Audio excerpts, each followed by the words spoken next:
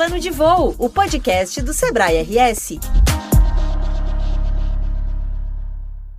Olá, olá! Sejam bem-vindas e bem-vindos ao Plano de Voo, o novo podcast do Sebrae RS. E eu já vou me apresentando para a gente começar logo o bate-papo de hoje. Eu sou a Alexandra Zanella, jornalista e empreendedora aqui da Padrinho Conteúdo.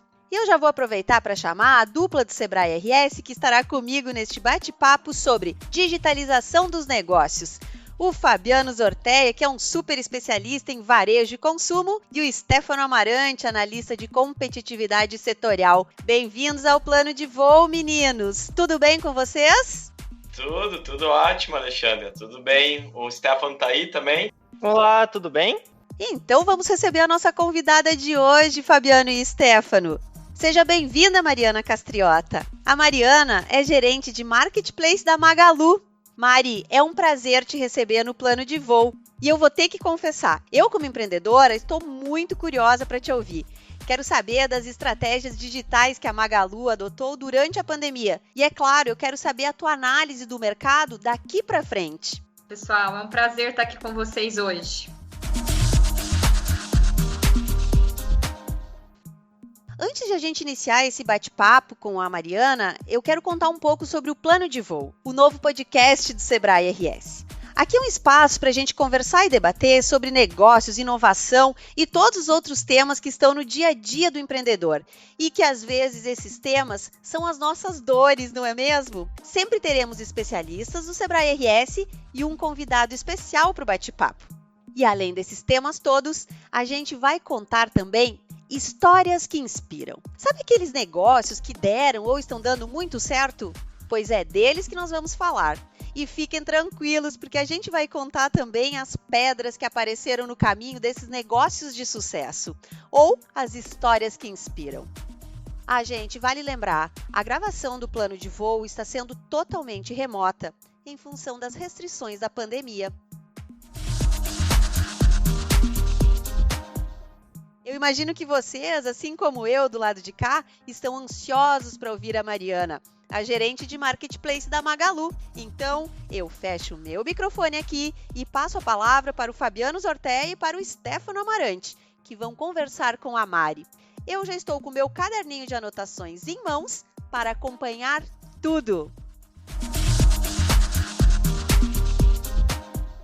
Pessoal, muito prazer aí, Mariana, tudo bem? A gente ainda não se conhece, super bem-vinda aí, obrigado pela tua disponibilidade. Imagina, gente, eu adoro o Sebrae, fico muito feliz aí de poder participar aí com vocês. Prazer também, Mariana, conhecê-la. Acho que vamos ter uma conversa bem legal agora. Obrigado, Alexandre. Aí, eu quero agradecer demais a Mariana, o Stefano por estar aqui com a gente. Mariana, a gente é muito, muito fã do Magazine Luiza. O Magazine Luiza nos inspira por um varejo que dá certo, a gente aprende muito. A Luiza Trajano fala sempre também com muito carinho do Sebrae, o qual nos deixa muito honrado também da mesma forma. E é muito bom estar aqui contigo, porque a gente quer muito saber, né? Todo mundo já ouviu falar, muita gente sabe bastante como funciona, mas a iniciativa do Parceiros Magalu surpreendeu o mercado, né, no ano passado. A gente entende, né, que vem também com uma pegada que une tecnologia e responsabilidade social. Afinal, se a gente olhar para os MEIs, são mais de 11 milhões, né, ativos no Brasil. Em 2020, teve um crescimento, né, que surpreendeu também por conta de um acréscimo de 2,6 milhões, né, de microempreendedores individuais, que está muito em linha, né, com a necessidade que a pandemia trouxe. Então, esse segmento crescendo a partir de um nicho de necessidade. E aí, essa iniciativa vem, sem dúvida, para contribuir, apoiar, ajudar esse público e outros públicos também a fazer negócios pelo digital. Nos conta um pouquinho aí, Mariana, por favor. A China foi digitalizada por chineses, né? Os Estados Unidos por americanos. E aqui são brasileiros que estão digitalizando o nosso varejo? Exatamente isso. Um excelente jargão que a gente usa aqui como premissa aí para o nosso propósito. O Magazine Luiza, ele é uma empresa que sempre teve como missão levar a muitos o que é privilégio de poucos. A gente traz isso como um dos nossos grandes lemas de vida, assim. Vocês vão escutar isso nas entrevistas do Fred, nas entrevistas da Luísa Helena, como você mesmo mencionou. E o que acontece com o Magazine Luiza, né? A gente é uma empresa brasileira, a gente se orgulha muito do país em que a gente vive, a gente acredita, né, que nós devemos e temos aí a obrigação de sermos agentes transformadores da sociedade. E como uma pequena empresa que nasceu lá em Franca, no interior de São Paulo, foi crescendo de forma orgânica, sempre de forma muito correta, muito trabalhadora, assim, sem nenhum tipo, né, de atalho, a gente, na última década, teve um salto muito grande de valorização. E esse salto se deu grande parte por um movimento que nós fizemos, que é um movimento muito conhecido, que vem sendo muito falado, que é a multicanalidade. É o Magazine Luiza, que é uma empresa que, assim como muitas empresas no Brasil, nasceu física, cresceu com lojas, necessitou, né, viu que existia uma oportunidade muito grande na venda online.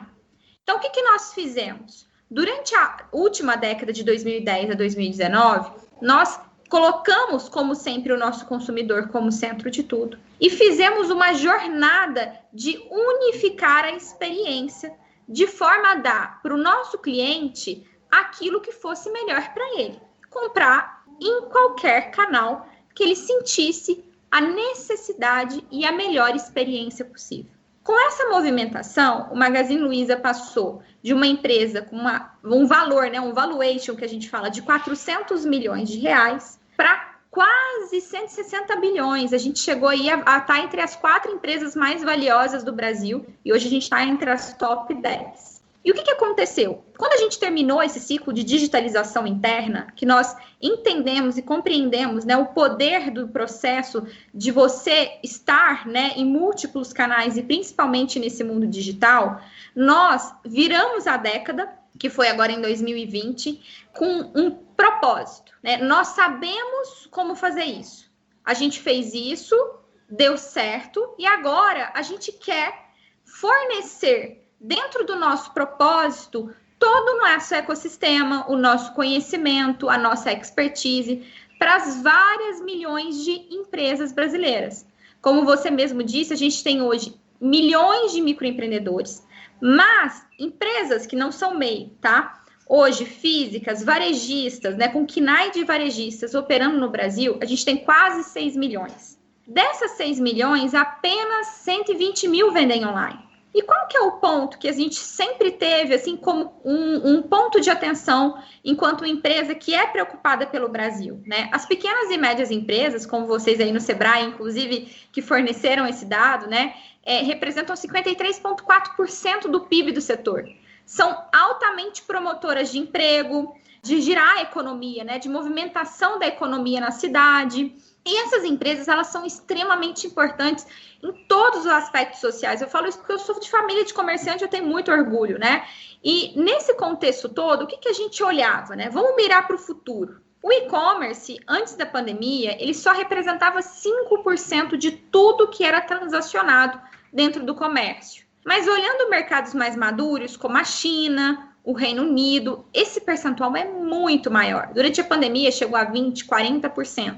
Então, nós entendíamos o seguinte, dado que, né, a população que é a população economicamente ativa, que está entrando, é uma população que já nasce conectada, gente, a geração 2000, ela já está empregando, né? Eu já tenho várias pessoas no meu time de 18, 19 anos, às vezes até me assusto, né? Assim, em 2000 eu tive o primeiro contato com um computador, né? Eles já nasceram com essa facilidade. Então, essa nova geração empoderada, que além de tudo, né, já ter nascido nesse contexto digital, ainda tem um smartphone de forma muito acessível, ela vai ditar uma revolução no processo de consumo da sociedade. A forma como eles adquirem hoje os produtos, a forma como os estímulos são feitos de compras para eles, seja através do TikTok, do Instagram, ele está transformando a sociedade. Então, qual que era a nossa preocupação?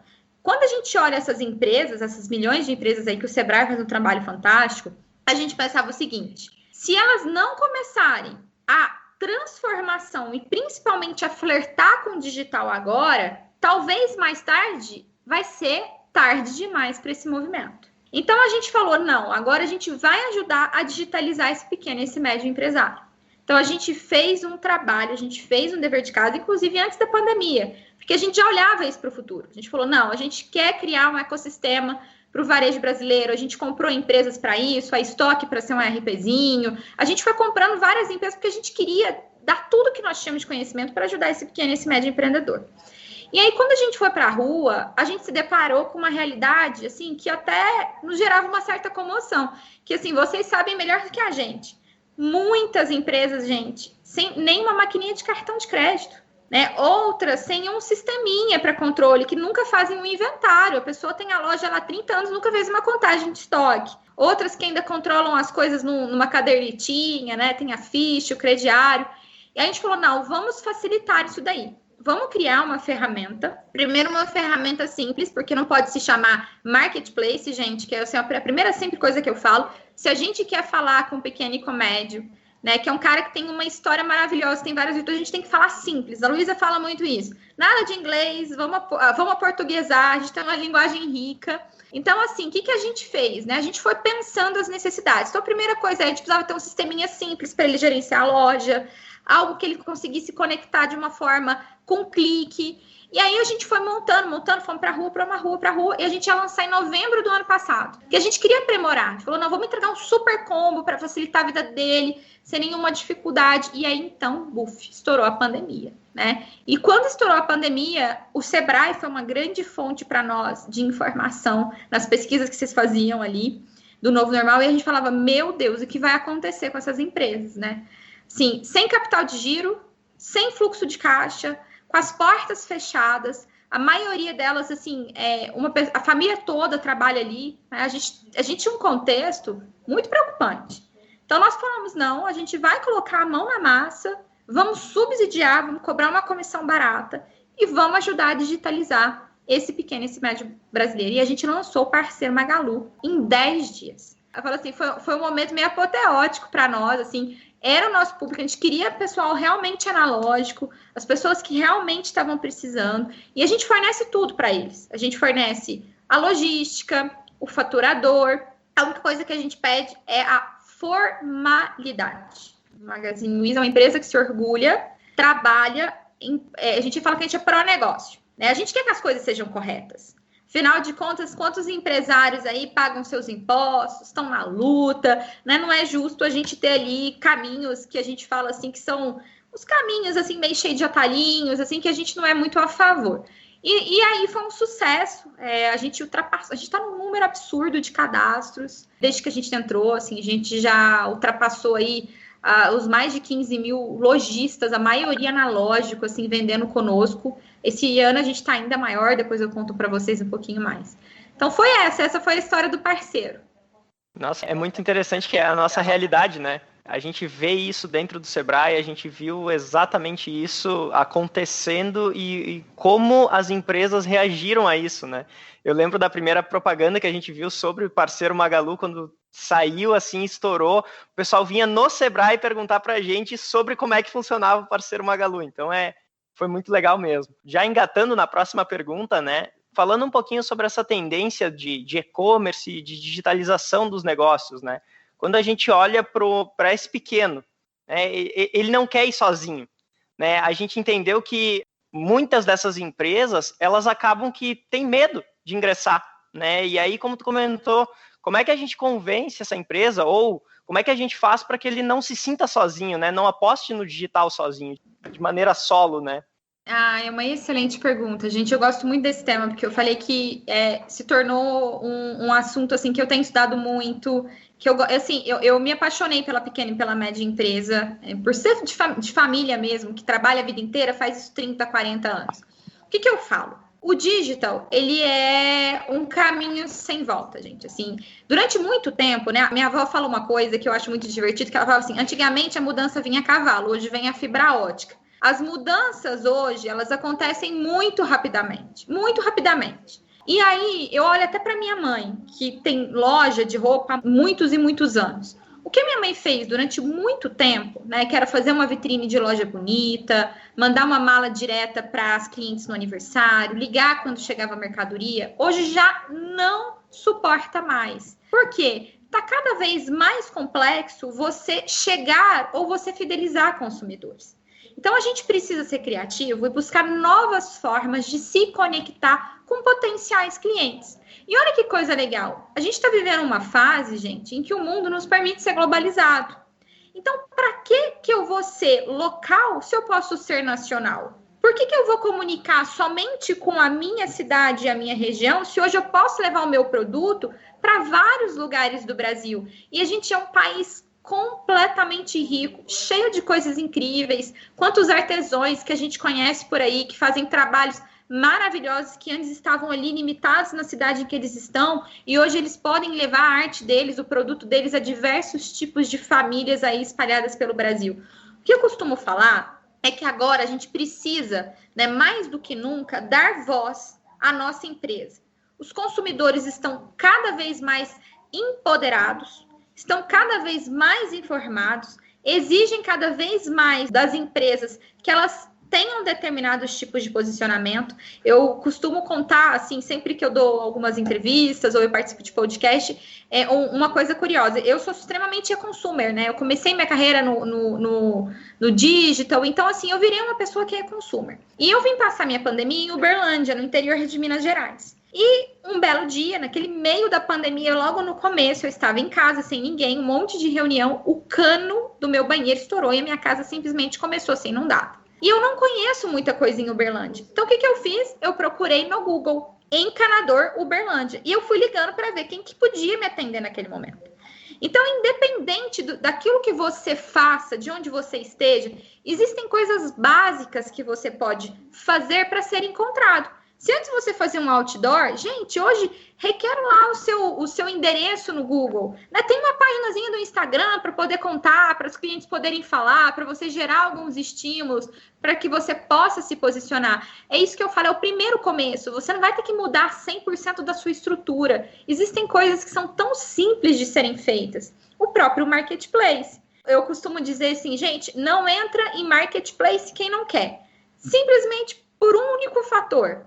Ter um vendedor 24 horas por dia, 7 dias por semana, vendendo para você, sem custo de adesão, né? Você não precisa pagar aluguel, você só paga se você vende. Numa vitrine, praticamente com marketing infinito, né? Porque o tempo todo tem gente ali, é tráfego orgânico. Assim, era um sonho. Que empreendedor não quer um vendedor desse, né? Que tá lá 24 horas por dia, 7 dias por semana vendendo para você. Você só precisa ter coragem para começar, né? Você só precisa ter essa coragem. Mas, gente, é aquilo que eu falo, precisa buscar informação, né? Nenhuma mudança, ela vem sem desconforto. A gente fazer, que nem eu falei a minha mãe, né? 30 anos as mesmas coisas, já não é mais, é o que trouxe minha mãe até aqui, mas não é o que vai levar a minha mãe adiante. Então, hoje, as necessidades, a globalização, ela requer, né, que os empresários, eles deem um salto a mais, né? Um salto de sair dessa zona de conforto. Depois que entra também, fica natural, você aprende, você começa a entender. Mas é necessário, nesse momento, esse movimento até para que você saia na frente, né? Para que você comece, e ainda dá tempo. A gente, igual eu falei, ainda são 5%, chegou a 11% durante a pandemia a participação do comércio eletrônico, deve aumentar, então o momento de se fazer isso é agora. Basta ter força de vontade. Hoje tem instituições maravilhosas como o Sebrae, tem tanta informação, gente, até no Instagram, de influenciadores do mundo da publicidade que estão ali dando informações simples para a gente. Então, saiam da zona de conforto, né? Se informe. Eu falo assim, sejam proativos, inovem, porque o preço da inovação é muito barato quando a gente começa antes da hora. E tu sabe, Mariana, que tu falou de alguns entraves aí a respeito para dar o primeiro passo, né? E eu acredito muito que tem a ver com simplificar esse primeiro passo, né? E essa desmistificação que tu também contextualizou, eu acho que é decisivo para isso. Ao passo que, quando a gente comunica, né? Por exemplo, recentemente a gente finalizou um dado sobre o consumidor gaúcho de moda, né? Que está muito intimamente ligado a vendas online, né? 1/3, né, dos gaúchos pesquisam na internet, né, antes de comprar roupa, calçado, acessório. Então, quem está fora do digital, ele está invisível para essa turma toda, né? E aí, numa expectativa de mais fluxo na loja física, isso acaba ficando mais distante, porque o caminho pelo qual, inclusive, trazer para a loja física passa pelo digital, né? Então, essa omnicanalidade que tu comentou antes, assim, vocês entendem que o Magalu ele está ajudando também ao varejo a compreender esse novo jeito de jogar o jogo do varejo, que é com uma conveniência, né, quase perto da plenitude, ou seja, hora eu quero comprar no digital e retirar, hora eu quero que entregue, hora eu quero ir na loja física. As próprias operações do Magalu, né, front de loja reduzindo para ter uma área dedicada a armazenamento para aquilo que é comprado, né, na internet, e isso se torna, né, mais um serviço prestado, e essa tão falada experiência de consumo acontece a partir de bons serviços, né, como esse. Como é que tu vê aí os pequenos negócios, né, estão compreendendo esse movimento? A gente ainda está muito longe nessa caminhada. Tem alguns bons exemplos para compartilhar conosco? Excelente pergunta, assim, a omnicanalidade, gente, ela fortalece muito o negócio, né? Porque é o que eu falo, a loja física jamais vai deixar de existir. A gente adora, a gente é um povo relacional, nós adoramos essa experiência no tete-a-tete. Nós, inclusive, continuamos e vamos expandir ainda mais, né, as nossas lojas. O que acontece vai ser uma coexistência. Para vocês terem uma ideia, mais de 40% de tudo que a gente vende online passa pelas nossas lojas físicas. Muitos brasileiros, gente, ainda moram em casa. Então, não tem ninguém para receber uma mercadoria na hora do expediente normal. Então, ele opta por ir retirar em algum local, né? Seja numa caixa postal ou, enfim, na própria loja, que a gente faz muito isso. A gente tem ainda um percentual muito grande de pessoas que a gente chama de BOPs, né? Buy on Pickup Store, né? Compra online e retira na loja. E isso é muito interessante, porque quando a gente pensa no nosso marketplace, a gente começou agora um movimento muito legal e inovador esse ano, que é a prospecção de novos parceiros a partir das nossas lojas físicas. Então, as nossas lojas físicas estão ajudando o comércio local, já que assim como aqueles comerciantes, eles estão inseridos naquela cidade, a virem para a nossa plataforma. Então, os nossos vendedores que estão convidando o colega ali do lado, da ótica, da papelaria, para vir vender no Magazine Luiza, inclusive vende para eles. E olha qual que é a maior riqueza, como que a gente pode tornar essas empresas omnicanais, né? A gente está num processo de valorização da entrega por esses lojistas. Porque o que faz com que o e-commerce, né, tenha uma conversão ou que o consumidor opte por comprar online? É a facilidade e a praticidade. E a entrega rápida é um dos fatores mais determinantes. Então, suponhamos, eu quero comprar uma caixinha de lápis de cor. Eu vou buscar aquela que tiver a entrega mais rápida. De repente, né, eu tô lá em Gramado e eu tô procurando no site do Magazine Luiza e tem entrega no mesmo dia. A entrega não vai sair desse lojista. A gente vai gerar a venda para ele, ele mesmo vai fazer a entrega. E a omnicanalidade, assim, ela é algo que a gente vem trabalhando pro nosso marketplace, mas a gente tem um case muito bacana que foi a iFome, que a gente acabou de adquirir. Que é um exemplo melhor de omnicanalidade do que os restaurantes. Quando que há 5, 6 anos atrás, assim, vamos falar bem a verdade, a gente imaginava que a gente pediria delivery através de um aplicativo, que a gente poderia pedir uma comida da forma... Gente, hoje eu peço todos os dias, assim, com todo respeito, eu assumo que eu sou péssima cozinheira, eu sou uma super entusiasta, eu faço compras por aplicativo. Eu peço tudo, acho que eu conheço todos os restaurantes possíveis aqui de Uberlândia através de um iFood. Era uma coisa que a gente não se imaginava.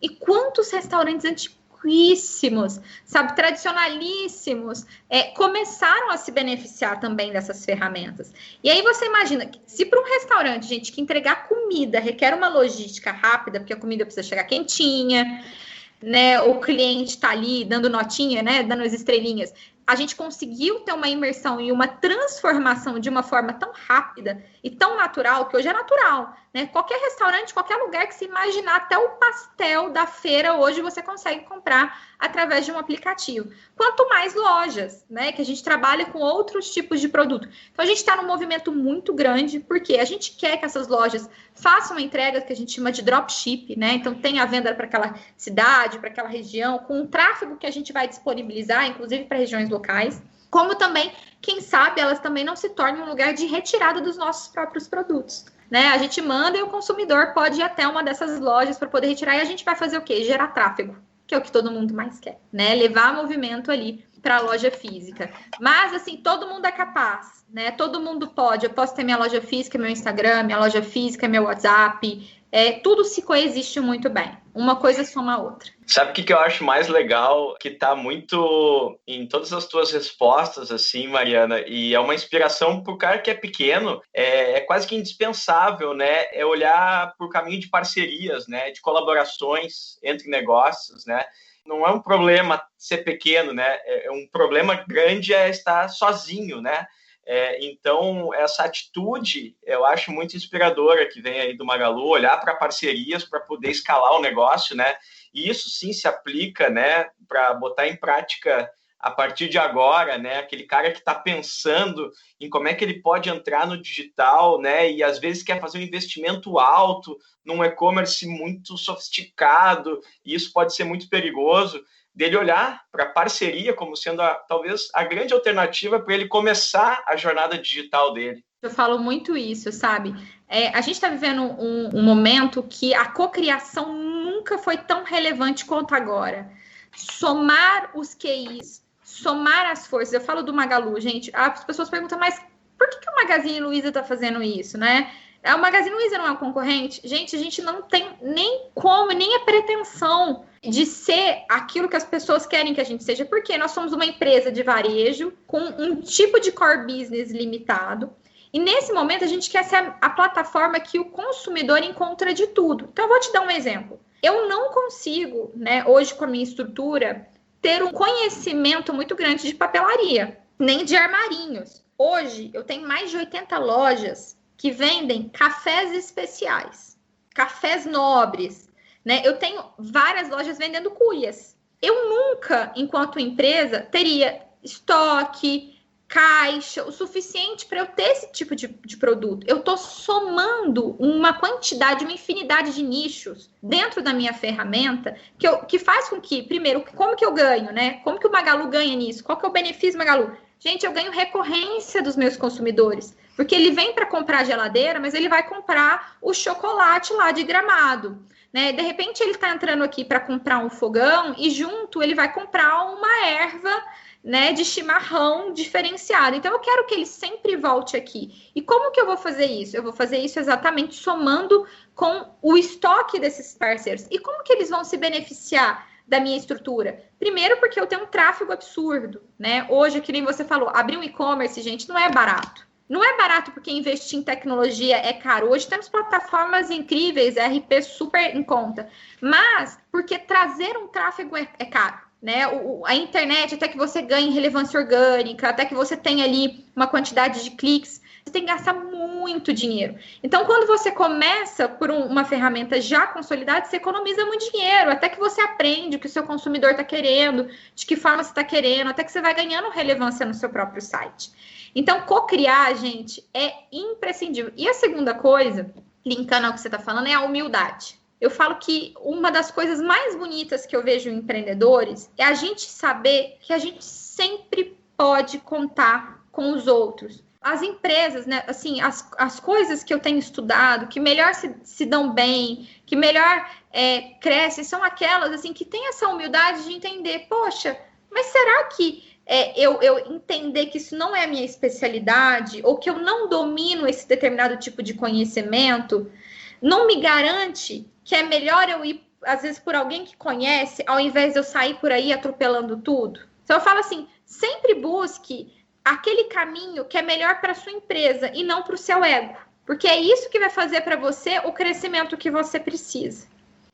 Te ouvir é inspirador, assim. A gente consegue ver as pequenas empresas dar uma luz no fim do túnel, né? Para muitas que ainda não entraram nesse ambiente digital, que querem entrar, têm vontade muitas vezes, não sabem o começo, como é que eu inicio isso, acham que é muito distante da realidade delas e, na verdade, está a poucos cliques, né, da empresa. E aí, falando um pouquinho sobre isso, falando um pouquinho sobre futuro, né? Eu sei que é difícil da gente falar agora, prever muito para frente, e o nosso cenário pode mudar dia a dia, mas com essa digitalização dos negócios, o que tu vê para os pequenos negócios, assim, né, nesse âmbito de futuro? O que eles podem esperar? O que eles podem entender como futuro no digital? Assim, aquilo que eu falei, né? A gente é um país de oportunidade. E isso é a coisa mais legal que a gente tem vivendo nessa imensidão. Eu falo no Brasil de dimensões continentais. A gente tem mais de 200 milhões potenciais consumidores, né? Vamos tirar as crianças, né? Mas, assim, a gente tem uma quantidade de consumidores muito grandes. E o digital, assim, ele traz para essa pequena e para essa média empresa, o que eu falo, assim, um processo de expansão, né, e uma retirada de barreiras que durante muito tempo eles tinham que lidar no dia a dia. Eu vejo que a perspectiva aí para o futuro é cada vez aquilo que a gente fala, né, da social compra, né? Quantos digital influencers nasceram, né, num contexto que a gente não imaginava e viraram verdadeiras branding, verdadeiras marcas de consumo, verdadeiras formas de se comprar. Aquele pequeno e médio empreendedor, né, que aprende, que entende, que sabe comunicar, ele vai ter uma perspectiva muito grande, porque é uma nova oportunidade de somar o dia a dia dele, algo que até então ele não previa. Se antes aqui eu falo minha mãe, eu falava, mãe, você vive numa cidade de 18 mil habitantes, você tem 3 mil clientes, agora você pode ter 50 mil clientes. Olha que coisa incrível. Quando que na sua vida você imaginava isso, né? Quando que você pensava? E não é só, gente, as lives commerce que estão super em alta e vai ficar cada vez mais.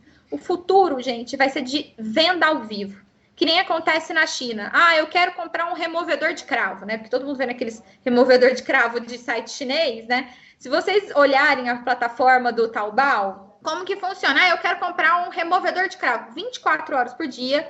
Tem pessoas na plataforma fazendo a venda, demonstrando para você entender como funciona. Eu quero agora um secador de alface, que é aqueles que você gira. Você vai entrar, vai ter alguém ali demonstrando 24 horas. Então, a parte da humanização da internet com live commerce, né, com pessoas ali, que nem aqueles antigos, né, eu falo aqueles programas de TV que as pessoas vendiam, que as nossas mães, avós adoravam assistir. Fala, gente, lembra aquelas vendas de joia na madrugada? Agora vão ser pela internet, 24 horas por dia. Saiam na frente, façam isso, sabe? Comecem, dá para fazer a diferença. Dá para trazer novos consumidores, dá para trazer novos clientes, basta querer começar. Muito legal, Mariana. Assim, essa deixa aí, ela abre muito caminho para o pequeno que pensa, né, que tem que acertar na primeira vez, né? E muitas vezes é uma condição para não inovar esse pensamento, né? Então, errar rápido, barato, refazer, né? E conseguir ir aos poucos se encorajando e engajando o seu público no meio de todas essas possibilidades de comunicação e, por consequência, a venda que estão rolando aí. Eu posso contar um caso interessante que eu li? Eu li semana passada e me chamou muita atenção.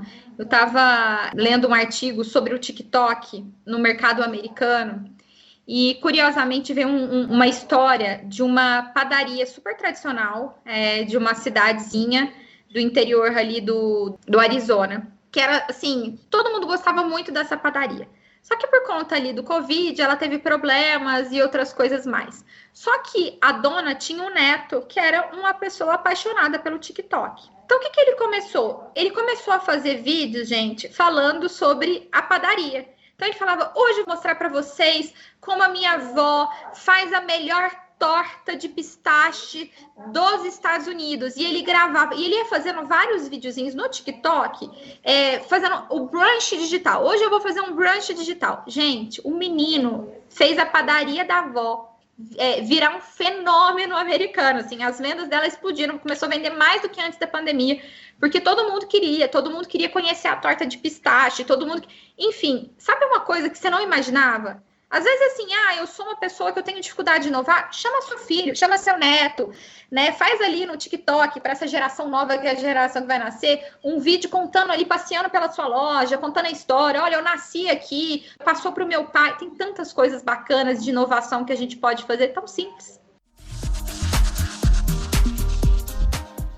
Que grande aula acabamos de ter, minha gente. Mari, muito obrigada por tanta generosidade em compartilhar esse conhecimento todo com a gente. Fabiano e Stefano, muito obrigada também. Pô, então é isso, né? Foi uma conversa que passou muito rápido, dá vontade de ficar aqui falando mais tempo. Foi ótimo, Mari, quero te agradecer. Stefano aí por esse papo.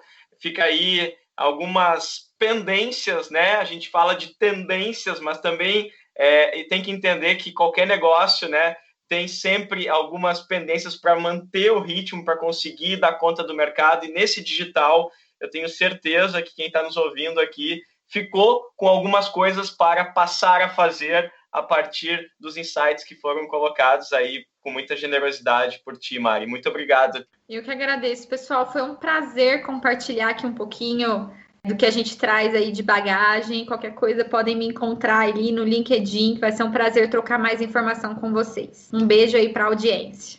Mari, muito obrigado pela parceria, por participar desse podcast, por participar desse projeto que a gente está iniciando aqui dentro do Sebrae, e muito obrigado por todas essas dicas, assim como o nosso colega Zorteia falou. Acho que tem muita coisa, o pessoal que eu vi com bastante atenção vai conseguir aproveitar bastante e vai conseguir já dar os próximos passos, encerrando esse podcast, já vai poder partir para a ação. Então, muito obrigado mesmo por essa dica e por essa parceria. Este foi o podcast Plano de Voo, do Sebrae RS. Neste episódio, conversamos com a Mariana Castriota, ela que é gerente de Marketplace da Magalu. Eu anotei aqui alguns insights da fala da Mariana que irão me ajudar nos negócios com toda certeza. Eu vou destacar 2 que eu gostei muito. O primeiro é sobre sair da zona de conforto e investir em inovação digital, que no fim das contas sai barato para a empresa, se levarmos em consideração o retorno que a digitalização traz. E o outro ponto que me chamou muito a atenção na fala da Mariana é sobre parcerias. Achei essa tua frase muito importante, Mariana. O pequeno empreendedor precisa co-criar, ser humilde e buscar o que é melhor para a empresa e não para o seu ego. E com esta frase potente da Mariana, encerramos mais um episódio do Plano de Voo, o podcast do Sebrae RS. Mas antes de encerrar completamente o nosso podcast, eu vou deixar umas dicas para vocês sobre capacitação online em marketing digital para pequenos empreendedores. Tudo isso está no site do Sebrae. Para você ter mais detalhes, acesse digital.sebrae-rs.com.br e na caixinha de busca procure por Marketing de Vendas. Nessa página você vai encontrar cursos relacionados a esse tema do nosso podcast aqui. E eu vou recomendar 2 desses cursos que eu também pretendo fazer. O primeiro é um curso de planejamento de marketing. São 6 horas de aula e você vai aprender estratégias e ações de divulgação para o seu negócio. Já minha segunda dica é o curso Marketing Digital, o segredo para o verdadeiro engajamento. Lá tem os principais recursos e ferramentas para melhorar a presença digital da sua empresa e aprender tudo sobre redes sociais. Fiquem ligados nos próximos episódios do Plano de Voo e nos acompanhem nas nossas redes sociais. Obrigada pela audiência e até a próxima! Plano de Voo, o podcast do Sebrae RS.